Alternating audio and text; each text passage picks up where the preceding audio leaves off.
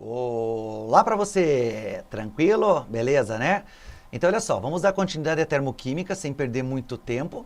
Agora está diretamente ligada à lei de Hess, beleza? Como eu falei para vocês, são três maneiras, ok? Entalpia de formação, que foi a primeira aula de termoquímica, entalpia de ligação, que foi a segunda, e agora a lei de Hess. Muito cobrada aí nas provas, beleza?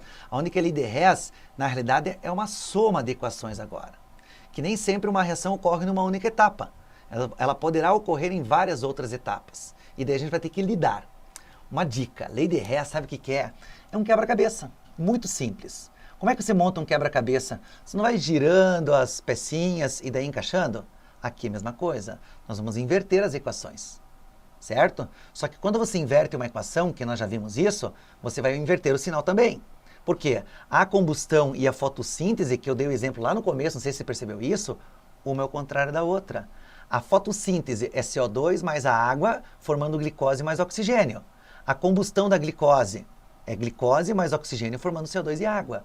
Uma absorve e outra libera. Então, você pode inverter as equações termoquímicas, sim. Só que, lógico, a inversão da glicose, ela não ocorre, né? Certo? Porque você vai queimar a glicose e depois vai formar a glicose espontaneamente. Não, você não consegue juntar mais CO2 e água, né? Naturalmente. Tudo bem? Então, por exemplo, eu faço a combustão da gasolina. Se eu pegar o CO2 e a água, volta a ser a gasolina? Não.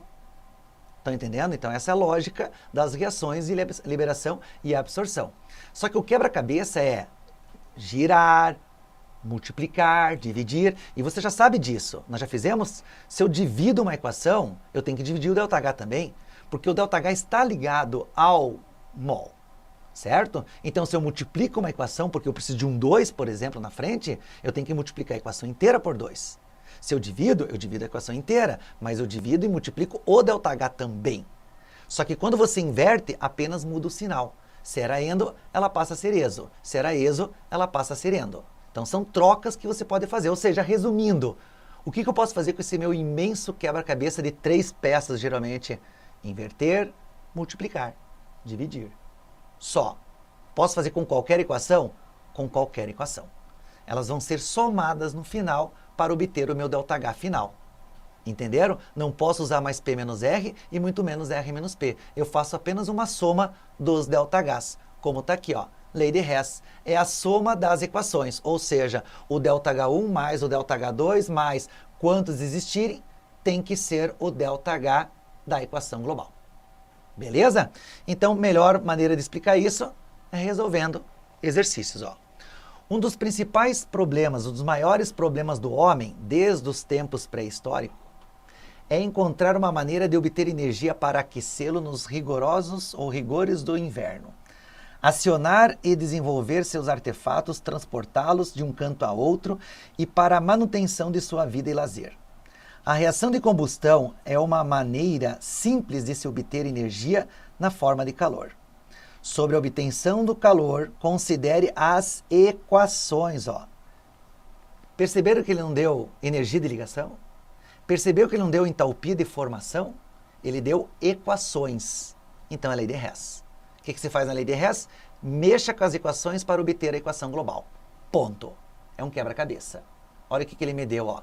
Carbono grafite mais O2 formando CO2, ΔH de menos 94,1 kcal. H2O se transformando em H2 mais meio DO2 mais 68,3. E carbono grafite mais 2H2 formando CH4, ΔH de menos 17,9 quilocalorias. Legal, né? O que ele quer? Assinale a alternativa que representa corretamente o valor de combustão, ΔH, do metano na equação a seguir. Então, ele quer saber o ΔH para esta equação. Certo? Só que ele está me dando 3 equações, a 1, a 2 e a 3. Eu vou colocar ela aqui embaixo, vou fazer bonitinho como manda o figurino. Ó. CH4 mais 2O2, como está na tela posterior, formando CO2 mais 2H2O. Ele quer saber o ΔH disto tendo equações. Então, você aplica quem? Aplica a lei de Hess. O que é a lei de Hess? É uma soma. Só que para fazer essa soma, você tem que mexer com as 3 equações que ele deu no texto. Como mexer assim, professor? Encaixar. quebra-cabeça. Você vai atrás de quem? Vamos lá, ó. Por exemplo, eu quero saber do CH4. Tá aqui, ó. O CH4, acompanhe comigo, ó. Ele está antes da seta e tem o número 1 na frente. Beleza? Agora, olhem para as 3 equações em cima. Aonde que está o CH4? Não está na equação número 3? Está aqui ele, ó. Está aqui. Só que ele está com o número 1 na frente, que eu quero o número 1, mas ele está depois da seta. Eu não quero ele depois da seta, eu quero ele antes da seta. Então, o que eu tenho que fazer obrigatoriamente com essa equação número 3? Eu preciso inverter essa equação. Tudo que estava no produto vai para o reagente e tudo que estava no reagente vai para o produto. E o ΔH muda-se o sinal. Observe lá. Ó. Então, a equação 3, o que eu tenho que fazer? Inverter ela. CH4 se transformando carbono grafite mais 2H2. E o ΔH, que era de menos, passa a ser mais 17,9. Tudo bem? Outro departamento importante salientar aqui é o seguinte, ó. Se você observar, o O2, ele faz parte, né, de 2 equações, ó. O O2 está aqui em cima e o O2 está aqui do outro lado, ó. Então, essa substância eu tenho 2 possibilidades, 2 incógnitas. Então, o que eu faço? Eu ignoro ele. Por que eu ignoro ele? Porque a substância é simples também, né? Vale zero, não vai ser contabilizado. Porque eu tenho 3 equações em cima e na minha equação eu tenho 4 substâncias, CH4, O2, CO2 e água. Então, uma sempre vai ter que ficar de fora, igual, certo? Qual que fica de fora? Aquela que se repete. Nesse caso, o O2, que está na minha equação. Então, eu vou para quem? Eu vou para o CO2. Está aqui o CO2, ó. Está depois da seta e eu tenho o número 1 na frente.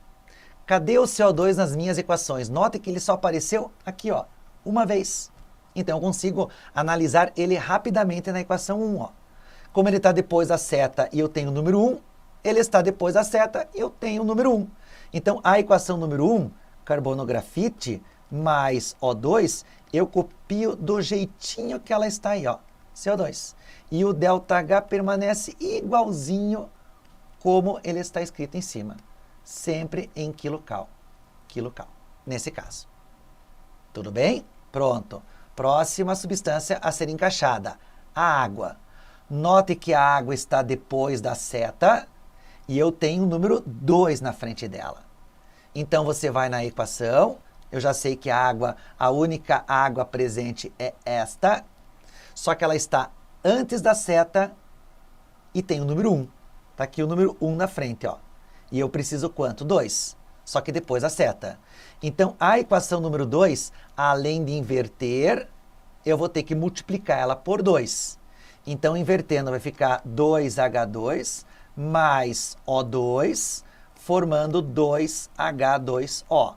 E o ΔH vai ficar invertido, vai ficar menos, e 2 vezes o 68,3, que vai dar menos 136,6 quilocalorias. Pronto, as substâncias todas usadas, as 3 equações, o que eu faço com elas? Eu somo. Só que substâncias que tiverem em lados opostos na mesma proporção, elas podem ser anuladas. Ó. Carbono grafite com carbono grafite, eu cancelo.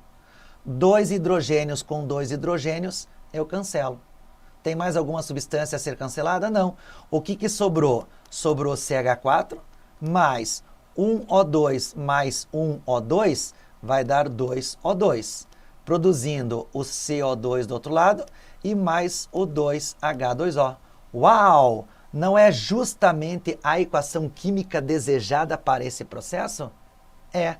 Então, o que eu faço agora? Eu somo todos esses valores. Cuidado com a matemática, tá? Aí o problema é difícil, certo? Onde que nós temos que ter um pouco de calma, certo? Como menos e menos somados vai dar um valor maior do que o de mais, eu sei que esse sinal é menos. Agora eu somo esses dois e subtraio do 17,5. Quanto que vai dar isso? Vai dar 212,8 quilocalorias. Então a resposta 212,8 negativo, resposta letra A. Captaram? bem tranquilo, requer uma certa transparência, uma certa vontade de resolver, para que você consiga visualizar onde que estão essas possíveis substâncias. Bora outro, ó. O craqueamento, o cracking, já foi citado na aula de petróleo, que é a quebra de um núcleo grande formando núcleos menores, né? O átomo grande, a molécula grande, no caso não átomo, né? Que a gente está confundindo com fissão, burro, certo? Cracking é molécula. É a técnica de processos químicos na indústria por meio dos quais moléculas mais complexas, grandes, são quebradas, transformando em moléculas mais simples, menores. O princípio básico desse tipo de processo é o rompimento das ligações carbono-carbono pela adição de calor e ou catalisador. Um exemplo da aplicação do craqueamento é a transformação do decano em dois compostos de menor massa molar, hexano e propileno, conforme exemplificado simplificadamente pela equação química a seguir. Então tá aqui, ó, o dodecano se transformando em hexeno e o propeno. São dadas as equações, então é res. O que você faz na res? Você soma o seu quebra-cabeça. Olha a montoeira de equações e confusão que o aluno pode ter disso aqui. Bom, utilizando a lei de Hess que ele está falando, pode-se afirmar que o valor correto da variação da entalpia padrão para o craqueamento do dodecano em hexano e propeno será. Deixa eu ver se tem a parte. Não tem. Então tá aqui, ó. Eu tenho que calcular o ΔH desta bagaça. Eu não vou mais copiar, porque se perde muito tempo. Vou direto, ó. C12, eu vou numerar aqui para vocês visualizarem. Ó. 1, 2, 3.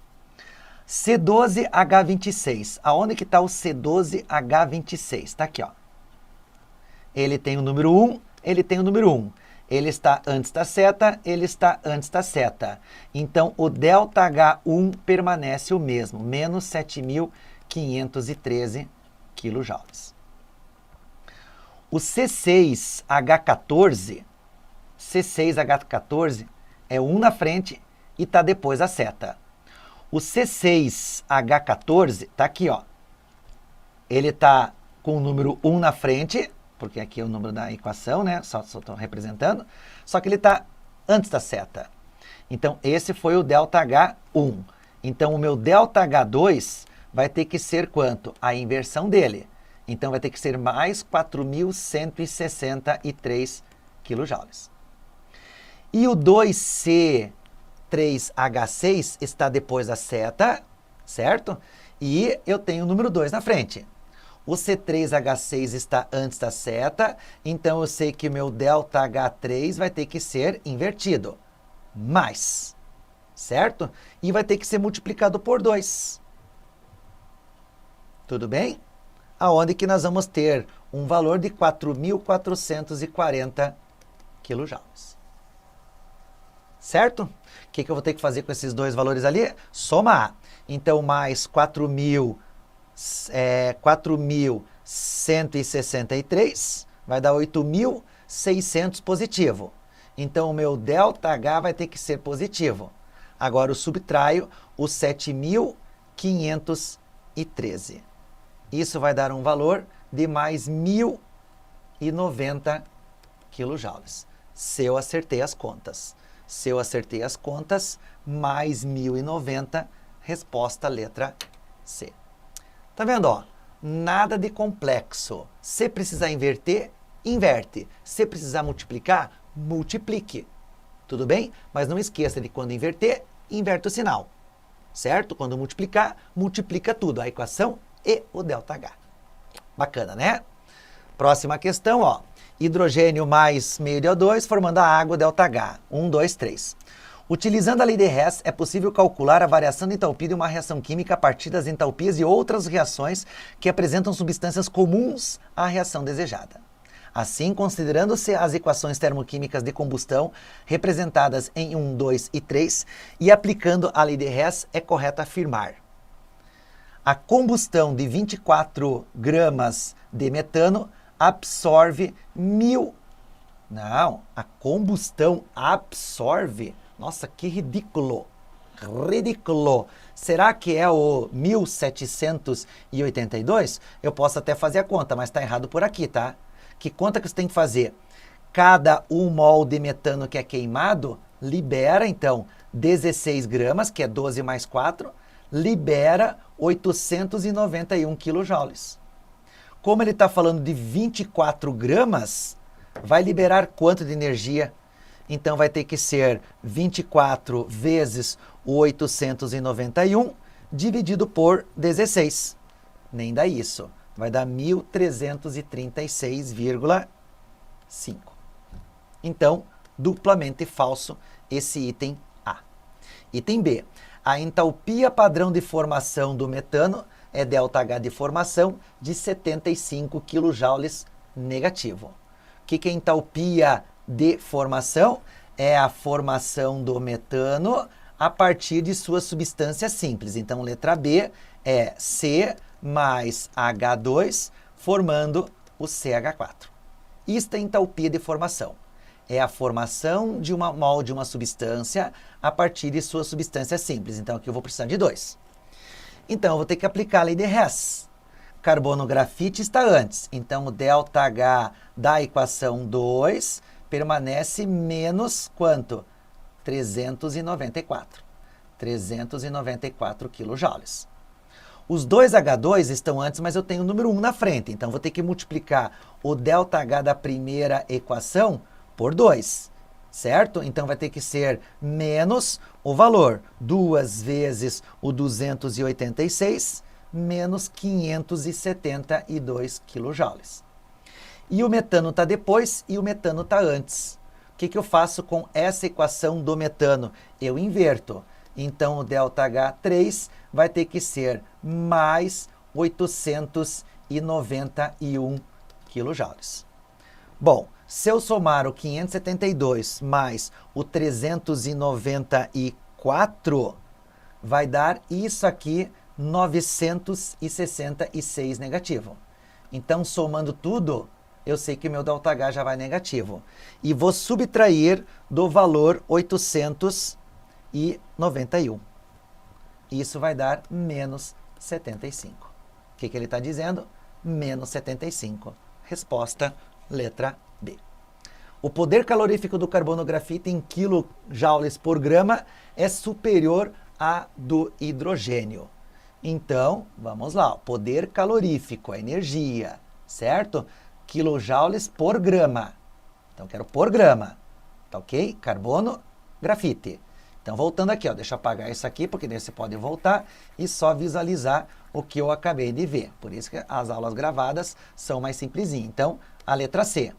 Então, 12 gramas do carbono libera 394.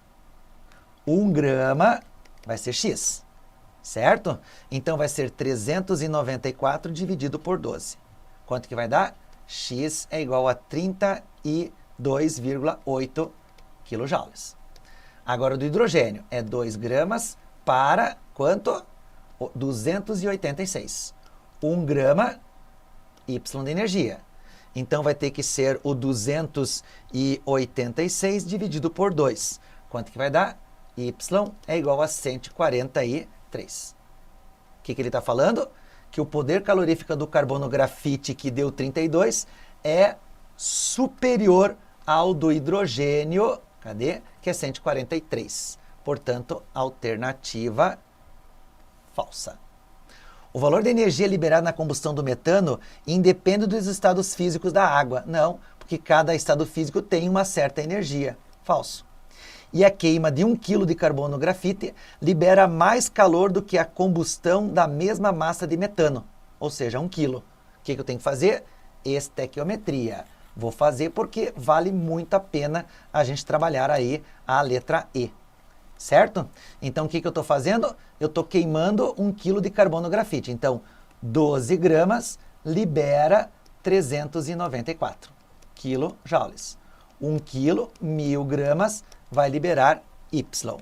Então, vai ter que ser 1000 vezes 394 dividido por 12.